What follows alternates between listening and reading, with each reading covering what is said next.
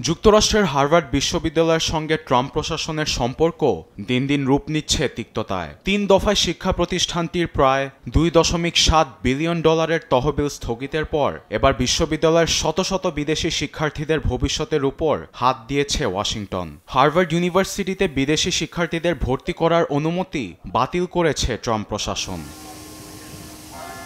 এমন কঠোর সিদ্ধান্তের পেছনে হার্ভার্ডের বিরুদ্ধে সন্ত্রাস, ইহুদি বিদ্বেষ ও চীনের কমিউনিস্ট পার্টির সঙ্গে সমন্বয়ের অভিযোগ তুলেছেন হোমল্যান্ড সিকিউরিটির সেক্রেটারি ক্রিস্টি নোয়েম। বৃহস্পতিবার সামাজিক যোগাযোগ মাধ্যম এক্সে তিনি বলেন, বিদেশি শিক্ষার্থীদের ভর্তি করে উচ্চ টিউশন ফি আদায় করে হার্ভার্ড। এটি বিলিয়ন বিলিয়ন ডলারের তহবিল সংগ্রহের একটি সুযোগ, যার অধিকার তাদের নেই। একই সঙ্গে 2025-26 শিক্ষাবর্ষ থেকে হার্ভার্ডের student and exchange visitor program SEVP সার্টিফিকেশনও বাতিল করার নির্দেশ দিয়েছেন নোয়েম। এই সিদ্ধান্ত দেশের সব বিশ্ববিদ্যালয়ের জন্য সতর্কবার্তা হয়ে থাকবে বলে হুঁশিয়ারি দেন তিনি।